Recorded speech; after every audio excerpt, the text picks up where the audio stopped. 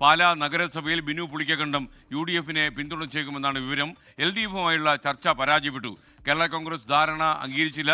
UDF-ഉമായും ചർച്ച നടത്തി. ഏറ്റവും അവസാനം ലഭിക്കുന്ന റിപ്പോർട്ട് അനുസരിച്ച് ദിയ പുളിക്കക്കണ്ടം ചെയർപേഴ്സണാകുമെന്നാണ് പറയുന്നത്. മായ രാഹുൽ വൈസ് ചെയർപേഴ്സണാകുമെന്നും കൂടി വിവരങ്ങൾ ലഭിക്കുന്നു. അപ്പോൾ എന്തായാലും ആദ്യ ടീമിൽ ബിനുവിൻ്റെ മകൾ ദിയ പുളിക്കക്കണ്ടം ചെയർപേഴ്സണാകും എന്ന ഒത്തുതീർപ്പോടെ UDF-നെ പിന്തുണയ്ക്കുമെന്നാണ് പറയുന്നത്. ടോബി ജോൺസൺ നമുക്കൊപ്പം തത്സമയം ചേരുന്നു. ടോബി, അവസാനം UDF-നെ പിന്തുണയ്ക്കും. പാലാ നഗരസഭയിൽ UDF തന്നെ അധികാരത്തിൽ വരാൻ പോകുന്നു. എന്താണ് വിവരം?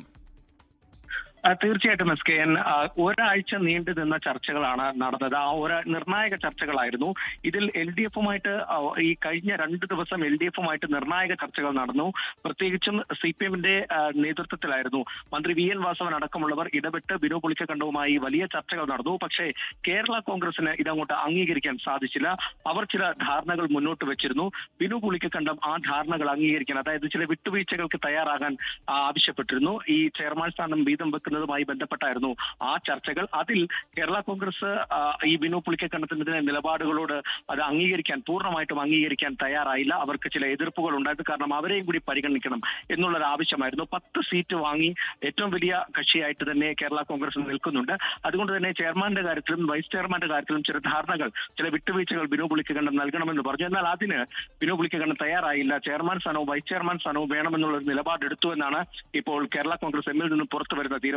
എന്തായാലും ആ ചർച്ചകൾ പരാജയപ്പെട്ടതോടുകൂടിയാണ് UDF-ലേക്കുള്ള വഴി തുറന്നിരിക്കുന്നത്. UDF നേതൃത്വം, അതായത് മാണി സി കാപ്പൻ, ഫ്രാൻസിസ് ജോർജ്, ജോസഫ് ആഡിക്കൻ, ഈ 3 സംഘത്തെയാണ് നേരത്തെ അവിടെ നിയോഗിച്ചത്. അവർ ഈ ബിനു പുളിക്കക്കണ്ടവുമായി ഇപ്പോഴും ചർച്ചകൾ തുടരുകയാണ്.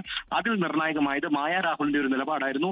മായ രാഹുലും അർഹമായിട്ടുള്ള അംഗീകാരം ലഭിക്കണമെന്ന് ആവശ്യപ്പെട്ടു. അങ്ങനെ ഏറ്റവും ഒടുവിൽ ആദ്യ ടീമിൽ മായ രാഹുലിന് വൈസ് ചെയർമാൻ സ്ഥാനം നൽകാമെന്നുള്ളൊരു നിലപാടിലേക്ക് എത്തുകയായിരുന്നു.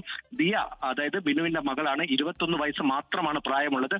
ദിയ നഗരസഭ അധ്യക്ഷയാകുമെന്നുള്ള ഒരു തീരുമാനത്തിലേക്ക്, ഒരു ധാരണയിലേക്ക് UDF നേതൃത്വം എത്തി എന്നാണ് മനസ്സിലാക്കാൻ സാധിക്കുന്നത്. അങ്ങനെ വരുമ്പോൾ 10 സീറ്റുകളാണ് UDF-നുള്ളത്. ബിനു പുളിക്കക്കണ്ടത്തിലെ 3 സ്ഥാനാർത്ഥികളും ഒപ്പം മായ രാഹുലും ചേരുമ്പോൾ 14 സീറ്റ് എന്ന ഒരു നിലയിലേക്ക്, കംഫർട്ടബിൾ മജോറിറ്റിയിലേക്ക് അവർക്ക് പാലാ നഗരസഭയിലേക്ക് എത്താൻ സാധിക്കും.